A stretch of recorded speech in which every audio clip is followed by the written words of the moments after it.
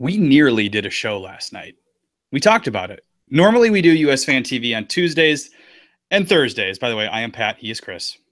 I am Chris, and I am in fucking fiesta mode. I wanted to find a sombrero and come in like, I didn't, I screwed up and stopped thinking of it like ahead of, until like 15 minutes ago or something. And then I couldn't find the only sombrero I know is around my house. I did, however, wear a Team America takedown of World Soccer Police t-shirt though. So that's fitting. That's fitting. Yeah. You've all heard, but we'll pretend you haven't. Terrible human being Rafa Marquez is more than just a terrible human being on the field. He is, according to the U.S. Treasury Department, involved in a Mexican drug cartel as a front man. And they talked about how Rafa's businesses are holding assets for the drug cartel. That seems to be code for laundering money. Oh, yeah. To me, cleaning the money. Rafa is apparently, according to the Treasury Department, Ozark. doing. Yes, he is Ozark. Great show on Netflix, by the way. Another Netflix show, Narcos. Rafa could fit in, but Ozark is a fantastic Netflix show you should watch if you haven't. Yeah, from a practical standpoint, it does not mean that he's going to prison or anything. He has not been charged with anything, but so it's not the Department of Justice doing something. It is the Treasury Department, though, which means any assets that he was holding in the United States, any camps or other businesses that he had, and he apparently had a few, frozen.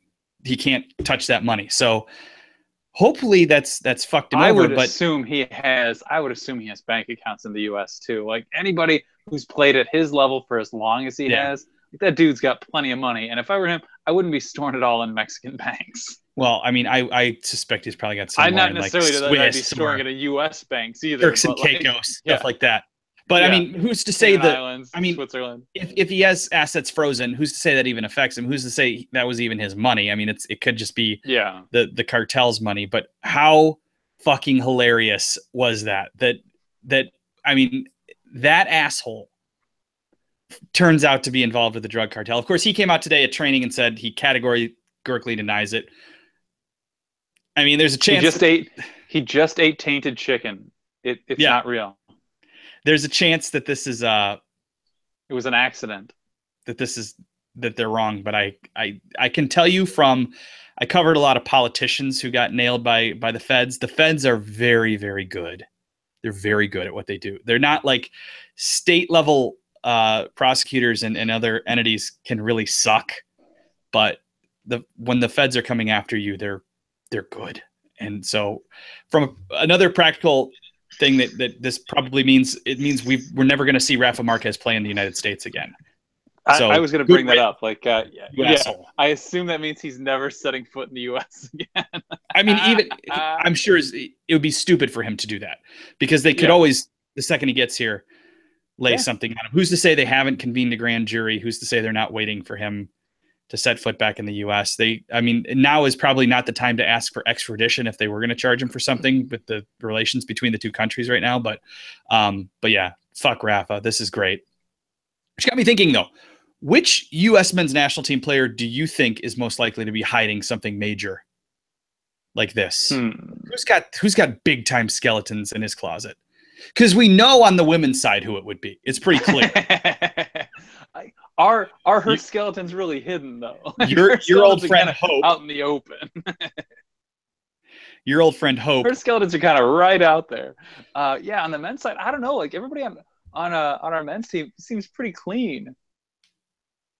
Like even like when Hope Solo gets busted for like DUIs and stuff, you've got guys like making fun of her for driving drunk or like calling her out on being kind of a scumbag or something. We don't really have a lot of just, it seems like scumbags on our team. You know, they all seem like decent human beings. I would go Deuce. John Harkes. Well, he's got something, but it's not drugs. He's certainly got a few skeletons in the closet. I would say Deuce is most likely to have some homies back in Nacogdoches who are doing some things that's who I would go with. He seems like, but I mean, even then I highly doubt it. I'm just joking here, but yeah, it certainly stunning. I mean, we hate Rafa Marquez, but he is perhaps their best player of all time.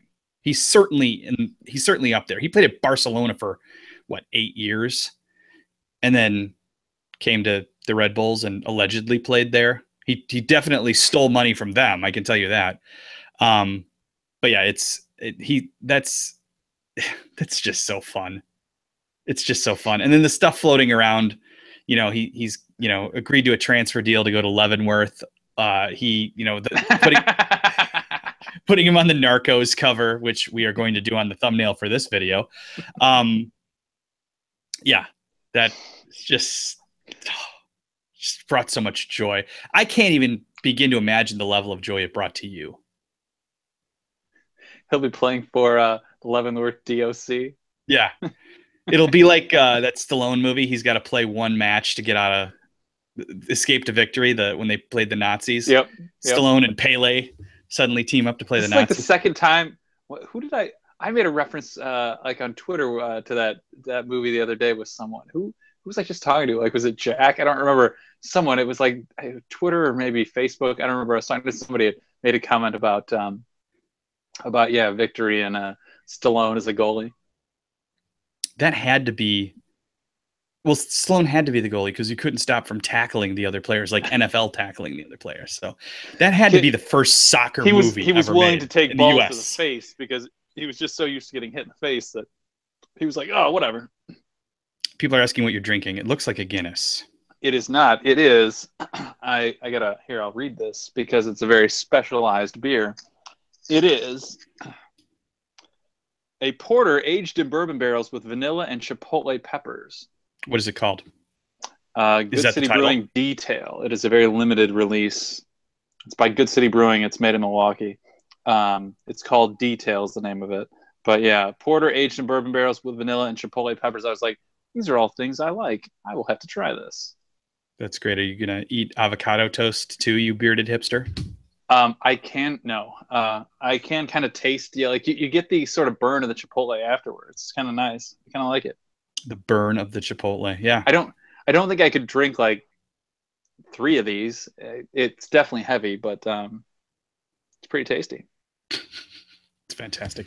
So there you go. Good City Brewing. I may be eating at your establishment tomorrow night. If you want to spot me and realize that USfanTV is drawing viewers to you or drawing people to your business, I think there'll no doubt. By all means. I think you'll have a hard time getting a table tomorrow. Probably I'll just walk in and be like, that's him. That's him. Yeah. I mean, the place will be full otherwise because everybody else will be there, but they'll bring you in. Douglas drinks a similar beer from Golden Road Brewery. That makes more sense. I like Golfer Road better though. That's what John Daly's fat face on the cover. On the pretentious brewing company. Yeah, it is, Brian. It is. Oh, you should go to the book. It is totally pretentious. It's ridiculous. I mean, I will say, like, they have good food and they have good beer, but oh man, it is so hipstered out. The wait staff like only talk to each other. They don't even come take your order. You're sitting there like, all right, you basically have to like grab someone to get a table, like to get food service when you're even sitting at the bar. Because they're just hanging out with like themselves. They're too cool to serve you. But I will say, a lot of the beers they make are good, and they have fantastic pretzels. I do love me a soft pretzel. People have this Rust Belt idea of Milwaukee that it. I mean, that's to a little bit true. I lived in Milwaukee, if you don't know, for 4 years, which ended about 6 years ago. But yeah, it's a lot more hipster than people think. It's a lot more, especially certain areas like where you used to live, the Third Ward. It's very, very like you run into hipsters when you're walking down the street. So, you know what we should talk about? We should talk about. Ricardo points out that in Spanish, penal means prison, in addition to penalty, which is pretty funny. Well played, Ricardo. We should talk about Sierra Penal. Speaking of Mexico-U.S. relations, the nipple is moving north and east. DC is getting a breast augmentation. Yes. The Paul Arriola leaves Cholos to join DC United. Brian Strauss from SI pointed out that it feels a bit to him like Michael Bradley joining TFC, where he's not like the final piece of the puzzle. He's like the early guy that shows up and gets the thing going, which may be true. To me, I kind of thought it had some similarities to Bradley joining TFC too, and to me, it's not necessarily for that reason. It was more that I mean, there's certainly some of that. I think some of it was he gets a consistent spot in a lineup, playing presumably the role that the U.S. wants him to play. So this gives him the opportunity to really kind of practice at the position that he should be playing for the U.S. This gets him. He was playing pretty consistently for Cholos, but who knows? Maybe I do think at least kind of maybe if you aren't within like the top 2-3 teams in Liga MX, that you may get more viewership by coaches if you're in MLS. I do think there is perhaps some bias there. So maybe that is a bit of it, that he's getting a little more visibility, even though it would seem to me he was getting a fair amount of visibility even at Tijuana. But so some of it I don't understand, but I'm guessing it's to get a more consistent role playing where Bruce wants him to play. I think, didn't he say that he credited Bruce Arena with the move? He somehow like thanked him, or I think that's correct. Yeah. So it seems to me this is probably a bit of securing a position ahead of the World Cup. That in a sense, this may have been a vote of confidence by Bruce Arena to say, yeah, I want you on that plane come next June, in that camp come next May, June. And, I want to see you playing and leading a team.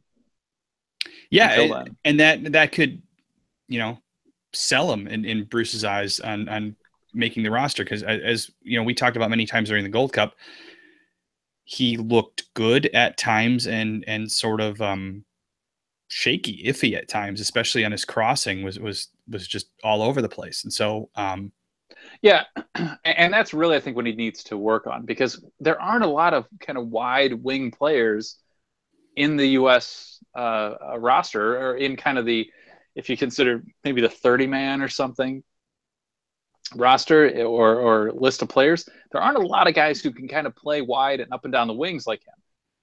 I really like his technical abilities. I really like that he works hard to get back on defense and to kind of harass the other team when they have the ball.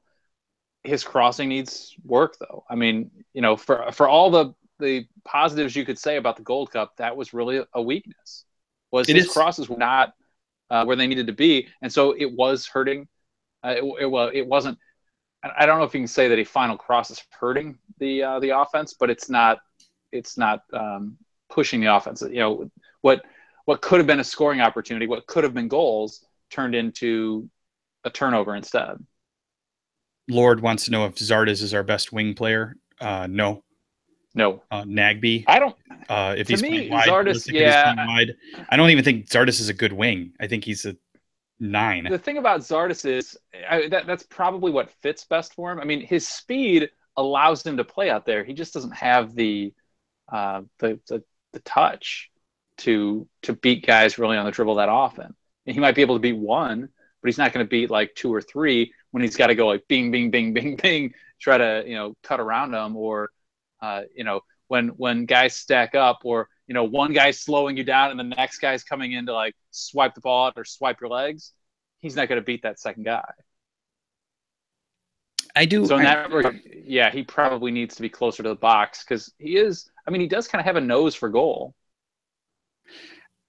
I don't know what opportunities were available to him, but I still would have preferred he gone to Europe. But again, like this is a theme that we talk about constantly on the show. If going to Europe means sitting on the bench somewhere and playing in reserve games or whatever, I think he's better off at DC. But if he had an opportunity to play in Europe, I think that's especially for a person that young, that's a better thing than DC. But obviously we don't know what was out there. I did hear that Was it Porto or one of the bigger teams in somebody will know on the live chat. One of the bigger teams in Portugal wanted him. So there was interest out there, and I think Orlando also wanted him, which is, fine. I will agree. Who said, like TJ says, that, Arriola has a higher ceiling than Zardes. I would agree. I think currently, I think it's a bit like Acosta, where there are teams in Europe supposedly trying to buy him up. But is it the best move 9 months before you're trying to finalize a World Cup position? If you aren't, it's fine maybe if you're Michael Bradley, if he was going to move to Europe, because even if he sat the bench, he's still going to the World Cup. But if you're a bit of a fringe player, you're not a guaranteed starter in the 11, to me, you're taking a risk by doing that. If you have a lockdown position and you're going to be playing every game you're not injured, I think you take the guarantee right now, and you hope that that gets you to the World Cup. If you perform there, absolutely, you go to Europe next summer. Right. There's still that opportunity. Yeah. I mean, like we talked about last week with Bobby, I don't know if players are certainly going to see that differently, because there is some of the business to it. But I think they're also going to look at it somewhat selfishly in terms of, this is my shot to play in a World Cup. I don't want to screw that up. If I go to Europe and I start, awesome. But I'm already in a starting position. Do I sacrifice that now? And I'm sure that's what the team's telling them. If they're in talks of, well, hey, you could go, but what if you're not a starter now? What if you have to go sit the bench? What if you get hurt? You can say, sure, but I can get hurt anywhere. But these are all things that they're going to use as, well, this is the reason why you shouldn't move. In my case, or in my opinion, if you're looking at Arriola here or Acosta, I don't see a positive, or I don't see enough positives in moving to Europe tomorrow. If you're guaranteed a starting spot, okay, fine. But what team's guaranteeing you a starting spot? Well, nobody. So, but yeah. But if you want to, actually push yourself and test yourself and jump, But my feeling is, if say, like, I mean, as Americans, I think by and large, you could probably say 99%, our ultimate goal is to play in the World Cup. Yeah. More so than playing in Champions League, more so than playing anything. Our goal is to play in the World Cup. Anything that I think interferes with that, to me, is going to make an American say, not right now. Because, hey, you've got the spot. You're the center of that team. I would think you're going to believe you're still going to be the center of that team a year from now. You be the center of that team, you get it to the World Cup, you show what you can do, teams are going to come for you. I mean, there are always guys who show in the World Cup and get a new deal somewhere. Which is so funny to me, because there's so much tape on all of these guys that what they do in 3 games at the World Cup, 4 games, shouldn't really. It got James to always does to Real Madrid. Yeah. I mean, Christ, who'd really heard of James Rodriguez? And it's not to say that, like, you shouldn't have, but who'd really heard of him before that World Cup? And he was amazing. Yeah. And boom, suddenly, I'm playing for Real Madrid. Now he's on loan at Bayern. Yeah. It's an odd loan move between 2 of the top 3-4 teams in the world. I'm not gonna say it's a bad move it's one of these moves that you have to judge after the fact. I'm sure Cholos are happy with the $3 million they got. That seems like a good move for them. But we'll see. We'll know. I mean, from Paul's standpoint, we'll know short term next year whether it worked out for him if he makes the roster, and long term we'll be able to look back and tell if this was a point where he fell off or he, kept climbing and it was just a stepping stone. We'll see. But I mean, I guess I'm a little disappointed.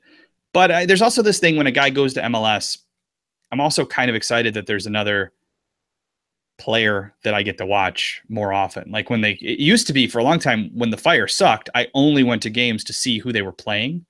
So I was excited about the opponent. Now the Fire are decent this season, so I'm there for them as much as anything in Schweinsteiger. But yeah, I guess that's the nice thing about a U.S. guy coming back to MLS. But that's about it for me. Otherwise, I'd much prefer them playing in Europe if they can, or even playing in Mexico. Should we laugh about? We should probably, before we talk about the Premier League, we should probably laugh about Rafa Marquez again real quick.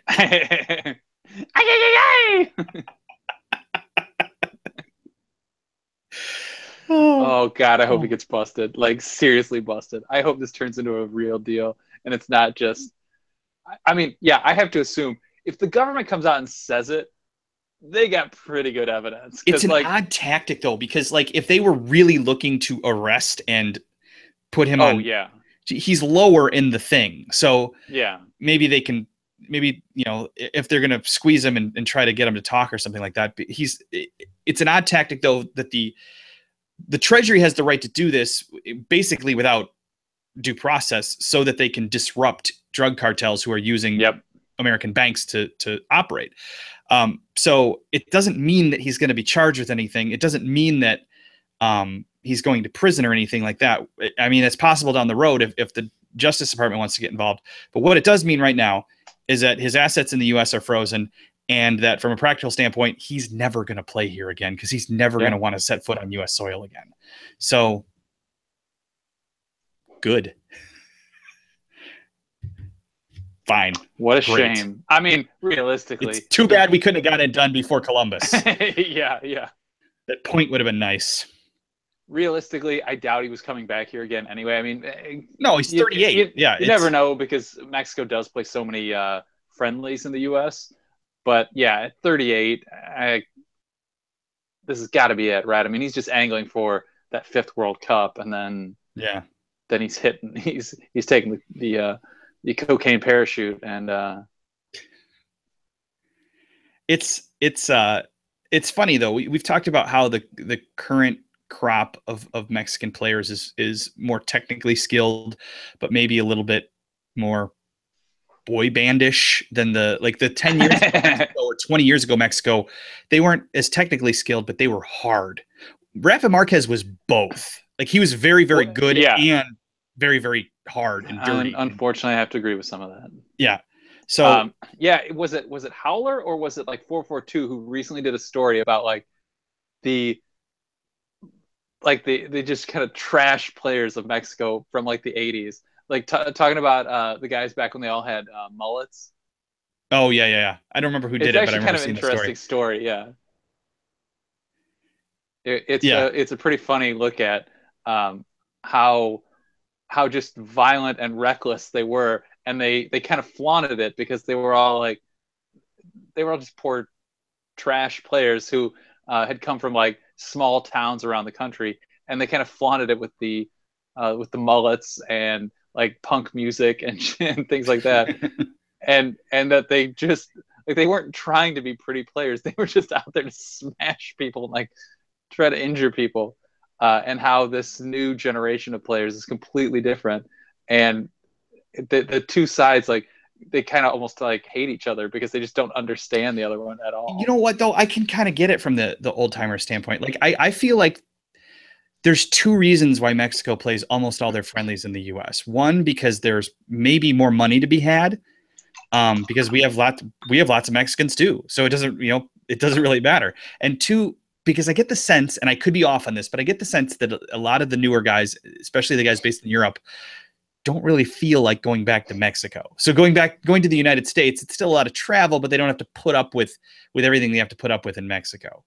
Well, you don't have to have all the security. Yeah. I mean, when you look at, I think it was This Love Is Not for Cowards, a book that we've talked about previously. Maybe we should start a book club, a USfanTV book I thought about putting up something on the website. When you read that book and you talk about what do they call it? Like the little beater cars that they all have to have when they're driving out in public. Like they could have their nice car across the border or whatever, but they had to have the car that like got like anywhere they were within like 20 miles of the border, they had to drive in like the crappy beater car. I can't think of what they call it. They have a name for it. I mean, to be fair, that's Juarez. That's not everywhere. Juarez. No. But yeah, I mean, Juarez is particularly bad because after all, it was. I mean, I think it's fallen somewhat in what it was, but like, yeah, Juarez for a long time was what, like the murder capital of the world, basically. It was up there, yeah. So yeah, there's a little of that, but it's not only there. I mean, so much of any place that's kind of narco-controlled, and a large part of Mexico is narco-controlled, you can't do things like flaunt the money that the $20 million you made this year. Yeah. I mean, I hate to say this because it is Marquez, but like, it may be that he was sort of forced into having a relationship with. I was going to bring this up. I mean, yes. you watch if you watch like Breaking Bad or I'm sorry, why can't I think of it? The new show Ozark. No, the prequel to Breaking Bad. Better Call Saul. Better Call Saul. Thank you. Where they talk about some of these people who like, well, yeah, when I was back, like Gus, like he got roped in with the Salamancas when he was growing up and stuff. These things really do happen. Like, this is just fiction.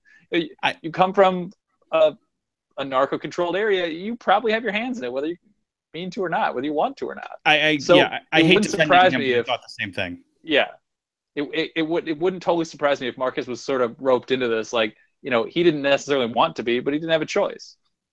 Which is why, if the Justice Department gets involved in it, they may not be interested in Rafa Marquez. He's a scumbag, so I don't really care. It's sort of like my thing about Barry Bonds. Like, I don't really care that he cheated, but I didn't like him, so whatever, bust him. Yeah, fuck him. All right, the Premier League starts tomorrow. Are you excited?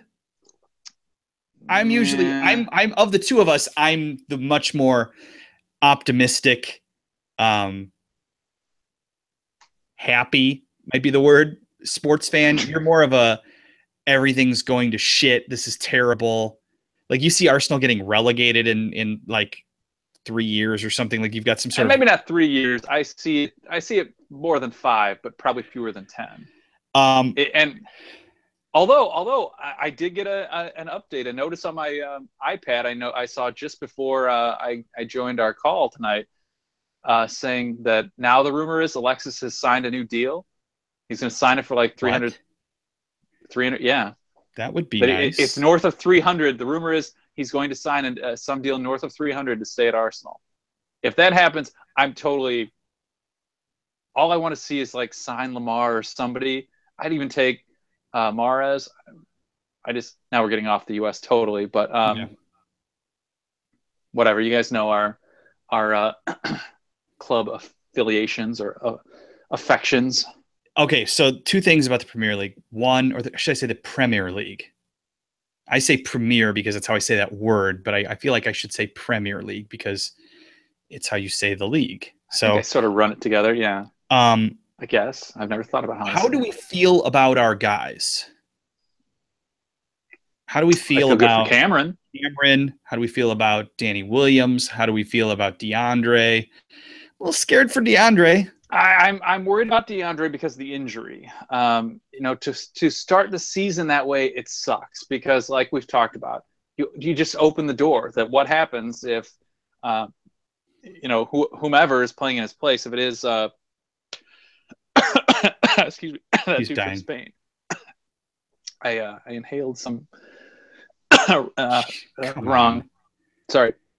If that dude from Spain that they signed, fills in well, now he's got to struggle to get a starting spot back. And that's not what you want. Or, what if something happens and this injury causes another injury and suddenly it's been 6 weeks into the season? He's not got it locked down to the point that he's a guaranteed start when he comes back. So in that regard, that scares me. Cameron's too central to Stokes' season. I mean, you could see it just like you saw it for the U.S. When he was gone, they sucked. We sucked too. We need him out there. So does Stoke. He's playing. Like Cameron Carter-Vickers. I hope he goes on loan or something. I don't want him. I don't see it happening because I think Spurs like him enough and trust him enough that they want him to play. But there's so many young guys in that team. Now, it does look like more of them are either getting wanting to test the waters, wanting to make some more money, wanting to move to a real club. I don't know, but so maybe there's going to be an opportunity for him. But I still see it as he's going to make the 18 and sit the bench, and that he's getting too old to the point where you want to see him out there playing. I mean, what is he now? 20? Yeah, right. 2021. Like you want him playing. You want to play in regular minutes in probably the next 12 to 18 months. He's got to be out there earning a starting spot, or he just becomes another guy who, never quite gets there. I mean, this is it too. I mean, Spurs jokes aside, we both hate them, but we want to see Cameron Carter-Vickers do well. This is the last season I'm willing to put up with Spurs dicking around and putting him in the 18, but not playing him. He needs to. It has to start happening where he's got to go either on loan or somewhere else, because it's frustrating.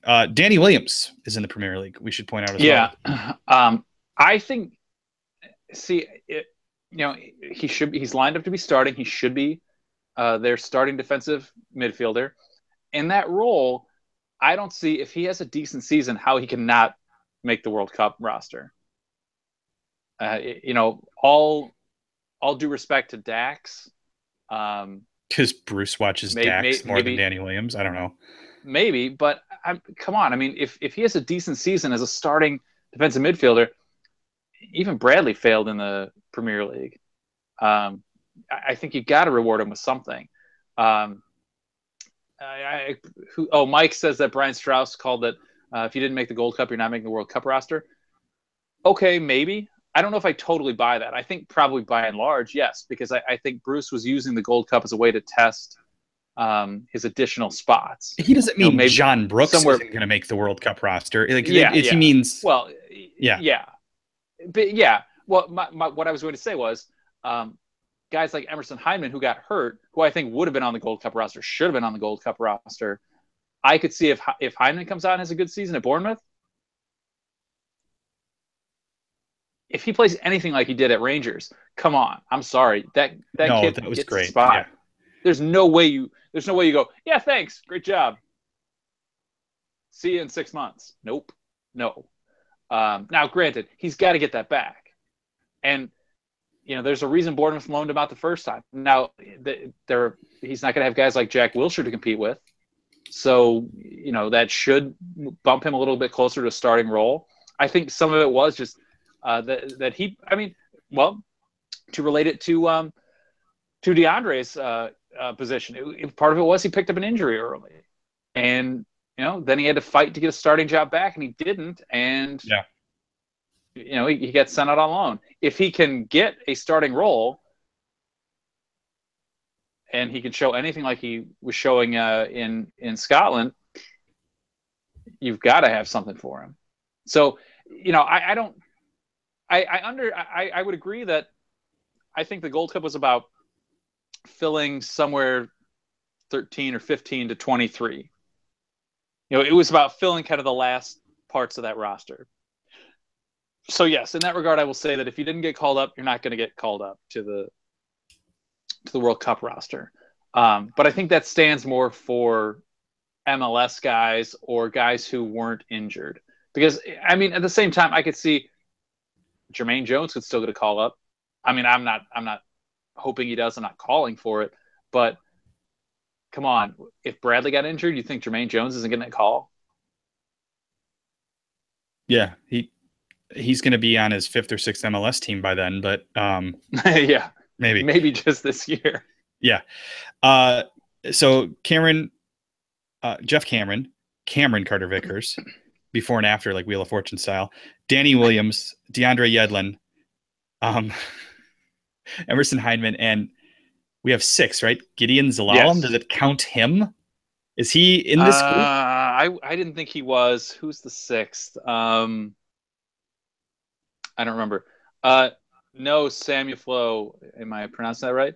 I haven't read about Syed's injury. What are you saying? Yeah, he's got an infection.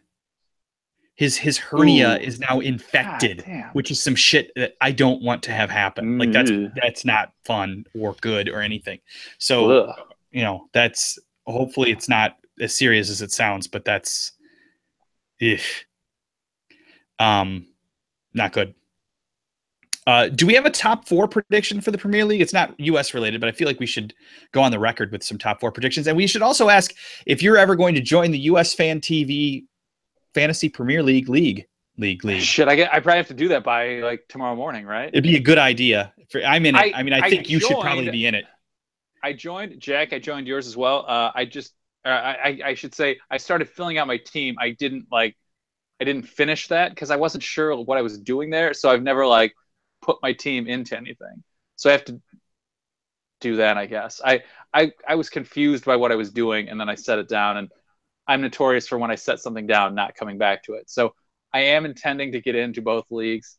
I need to do that tonight or early tomorrow morning. We have 25 or so. It's pretty good turnout. So if you could join your own league, that would be, I think that's what people would want to see. Getting a lot of predictions, and a lot of people are feeling the same way I am, but I'll be honest, I was feeling this way last year and I was wrong. It's going to be a Manchester 1-2. A lot of people are getting that, and it's I think with what they've spent, I think that's a pretty fair assessment. And then it's Jose Mourinho's 2nd season at a team, which means I got Manchester United winning the Premier League. I hate to say it. And then crashing out, and he gets fired. What, September? So he's got it'll be 13 months maybe left. He will. He'll get into a fist fight with Zlatan or something if he's still there. Something terrible will happen after they win. So that's what you get. You're gonna set your team back, but you will get a Premier League title out of it. Which, to be honest, I would take at Arsenal. If I could, I would take the bad with the title, just to have one. It has been too long. I do think they'll be 1 and 2. I still feel like City's the better team. Mourinho does have a way of getting one good season or something out of a team. So there is the chance that I guess they could kind of steal that number 1 spot. But I just feel like as much as City tends to sort of blow things, I feel like kind of regardless of who the coach is. And yes, I understand they've won whatever. But I still feel like for the amount of talent, the amount of money spent to have the amount of talent they have, they really should win a hell of a lot more than they do. I think they tend to, they are, whatever. I'm not going to go in. They're just, they seem to be repeat underachievers. And it doesn't seem to change that much, regardless of who's coaching. So I could see where they managed to slip up, but I don't know. To me, especially when we're looking at no one's played yet, I have trouble looking at that lineup and going no, they're not going to win it. Even when you compare it to some of the other top 4 or 5 teams and what they could be fielding. Arsenal, if we keep Alexis, that's the key. If that thing gets solved early on, if Alexis leaves, or if Alexis does the I'm staying but I'm hurt again. Mm-hmm. We'll be lucky to finish 6th. I could see anywhere from 3rd to 6th, depending on what Alexis does. The problem with Arsenal is that they're playing Europa League, and unless Arsene's going to just send kids out to play in Bulgaria or wherever they have to play, Antwerp. Yeah, unless, which I would say, yes, you in the early rounds, you don't send Ozil, you don't send Sanchez, you don't send any of those guys. You treat it like the League Cup, and if we get beyond that, then fine. If we don't, then fine too. I know Jose Mourinho got into the Champions League last year by winning Europa League. I know it's a trophy. If we got further along, it's kind of like the Gold Cup. I would not be displeased if Arsenal won the Europa League, but I don't want it to impact the Premier League. Is what I'm worried about. So, yeah, I think it's, for me, it's United, it's City. I'll say Arsenal third. I don't even feel good about that. And see, if Arsenal could sign someone like Lamar, I'll say Liverpool fourth. Maybe another defensive midfielder, because I don't think El Neni or Coquelin are truly the guys who should be out there. And I'm not sure that I'm still not sold on Ramsey playing next to Xhaka. I think you need somebody out there who you need a Patrick Vieira again. I mean, if they could do something like that, they're going to do the 3-6, whatever they did, 3-5-2. What did they do? They didn't do 2 up top. They did 3 in the back, though. I know they're going to probably do that again with the wing backs. See, if they got something like Lamar, I could see 3-4-3. Yeah. If it goes 3-5-2, that's probably the way to get like Chamberlain in. Stop. Hold on, Hunter. Tottenham is not going to win the Premier League.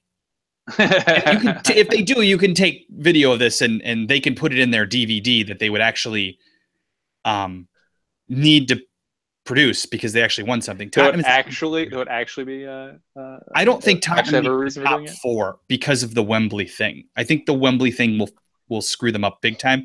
I also think that Tottenham had an incredible amount, although they do have some very, very good young talent, including Harry Kane, who's phenomenal. I think Tottenham had a lot of late winners, and I think Tottenham has been largely injury-free for a long time. And I think their run of luck, coupled with playing at Wembley instead of the Lane, is going to cause a bad season for them. But, what the hell do I know? So, but you have disappeared from my view. Can you see me? I can. You are on. I can see you just fine. All right. Okay, and you're back now. So, yeah. Spurs is another team that sort of underachieves, in my opinion, and that's pretty historic, in my opinion. There, I am pretty amazed. I mean, I gotta say, if I were Arsene Wenger and I truly, instead of $4 million and a pound for Suarez, I would have gone $100 million for Harry Kane and been like, "What are you gonna do? Tell me no." That would have been my bid early this summer, because I do think I actually think, especially for being an English player, I don't think he's overhyped. I think he's awesome. Genuinely that good. I have to say, Dele Alli, I also think is amazing. And again, I don't necessarily like saying nice things about Spurs players, but those two, I got to say, like, I think they're incredible. So what's your top? So I went United, City, Arsenal, and Liverpool. I think Chelsea misses. I think Davo for Men in Blazers is down on Chelsea because he sees similarities to the last time Chelsea won and then dropped off, and Eden Hazard is apparently hurt. So I could see that. And then I think Everton 6th, and I'll say Spurs 7th because I hate Spurs that much, and I feel like Everton is a team that I don't think they're going to win it. And they could actually. Everton spent so much damn money. Yeah. I feel like Everton or Spurs will probably take 4th. Well, I will say one thing. You are struggling with the burps and whatnot. The Cascale it hasn't all been that, but perhaps. Liverpool, if and when Coutinho goes, that's the end of their top 4. I mean, that to me is like Sanchez. You lose him, you're done. Just give it in. You're not. Even with, well, like, even say they got Pulisic, whatever. Like, I don't think there's a player available right now who you could buy who will come in and immediately be the guy that Coutinho is to that team. And Coutinho's another one that, God, that dude's amazing. I don't see how that team can lose him and still make up the 3 or 4 games at least that they're going to need to truly like jump from say 8th to 4th. And maybe more than 3 or 4, maybe 6. But either way, to me, 1 star makes up for that. 1 star makes the difference there. Ricardo, we don't have the time to go into how we both feel about Arsene Wenger, but we agree with you. And I borderline hate him at this point. He is not a self-aware person. He is not a person who realizes that it's time to go and that he always thinks he has the upper hand in deals, even when he clearly doesn't have the upper hand. And so he's like, oh, they will come around. No, they won't. Nope, because you don't know what the hell you're doing. He's a terrible negotiator. Ultimately in today's day and age, his job should be several people. It should not just be a person that's doing everything, and we can't do anything when he's overseas at the Asian Cup or whatever. It shouldn't be one person, but even if it is one person, it should be a more competent person than him. All due respect for what he created, he's lost at this point. I feel like I won't go into all of it, but I feel like he's going to destroy Arsenal before he leaves. And I think then he's going to skip out and be like, oh, I'm sorry. Huh? Oh, sacre bleu.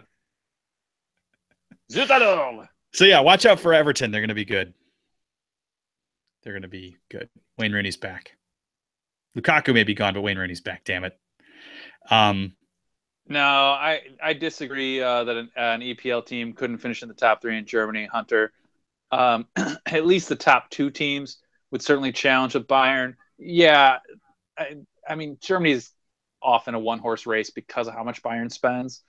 But I could see most of the rest of the top 4 still being able to play with Dortmund. The thing is, though, if you flip it, I don't think Bayern automatically wins the Premier League, even though they're clearly the best team, because the level of competition is higher at the bottom, and you get the shit out of you over and over and over again, and stuff happens. That's why we can't predict. We just did, but we're going to be wrong. No one can predict who's going to win the Premier League because there's also the winter break, which I think does benefit all the countries like Germany. Of course. All the countries in Europe that take that, because it gives your stars a rest. Like, come on, 3 months into a season, especially if you played internationally too, and if you've got stars, they probably did. These guys had, a month off in the last year? Now you suddenly got another month off. You get a little more time to rest, you get to recover, and it's cold, so injuries can feel worse or can last longer. Give them that extra month in there. I think England should institute it. When I've looked at how like MLS could switch to an international style calendar, you take off probably the month of December or halfway through December through January. You take 4 to 6 weeks, and maybe you do 4 weeks and you stack the season around like the warmer southern teams get the home games the first 2 weeks of the return, because when you're playing through January anywhere in the northern hemisphere, it sucks. Even in warm places it gets cold.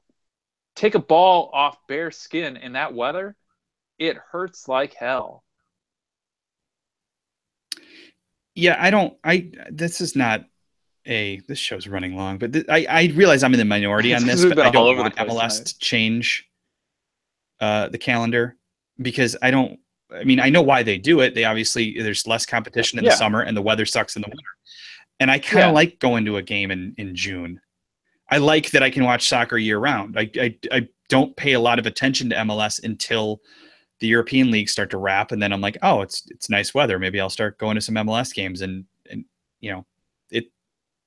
I kind of like that. And I don't really want to go in December. I don't go see the Bears in December. like no desire, no thanks. So yeah, I don't know. I kind of hope MLS. I know that it's for the long-term growth in this country. It's bad to be on the spring to fall calendar that we're on, but short term, I guess I like it. So let's see. The Carlos Vela thing. I feel like Mexican fans are in the same boat we are. When one of our guys goes to MLS, it's sort of a letdown. It was funny too, because it was Vela one day, and then for us, it was like we were making the same argument the next day with Paul Arriola. So, but yeah, and then the thing, like Michael just pointed out with MLS, it doesn't seem. College baseball kind of does this, where the northern teams play all their games in the South until it warms up a little bit, and it sucks doing that.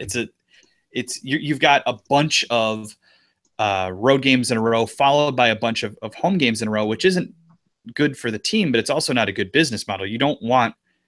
I think you want your games a little more spread out, which, you know, if you've got a Tuesday game and a Saturday game or whatever, a Wednesday game and a Saturday game, most people aren't going to spend money to go to both. But if you've got one on a Saturday and then you've got one 2 Saturdays later, maybe you can get people to go to both. So, yeah, England has the warmer weather because of the trade winds. The trade winds, yeah, coming from the Caribbean. Christian, do you think Timothy Weah will go on loan? I hope so. Yeah, he's not going to play for PSG. I mean, on the one hand, it's probably cool to see him train against guys like Neymar, but yeah, he's not making it anywhere near that 18 anytime soon. And at his age, you want to see him keep growing anyway. I've still never heard enough from the club to know, is this because of his dad's reputation there, or is this because they truly see a future with him? You know, I mean, when you think about, he wasn't even always the starter on like our U17 team. So will he be the starter on their, you know, youth setup or whatever? So yeah, I presume he's going to get loaned out. I hope he's going to get loaned out. All right. This is USfanTV. We have a website. It is called USfanTV.com. We have Twitter, Facebook, and Instagram. They are all, for your convenience, USfanTV. We hate Snapchat, and we're secretly on Craigslist, but you have to know where to find us. We have YouTube, but you know that because you are watching this. Subscribe if you haven't. Please subscribe. Tell your friends to subscribe. We like it when you subscribe. It makes us happy. And then, yeah, we don't like Chris Wondolowski because of incidents that occurred in 2014. Chris, do you have any final words? Fuck Rafa. Fuck Marquez. Fuck Rafa Marquez. Fuck Wando. Fuck Snapchat. Visit us. Tell your friends. Thank you, guys. You're done. Those are bold takes. Right there. Those are my hottest of hot takes. All right. We'll see you guys on the flip side. Tuesday. You are done.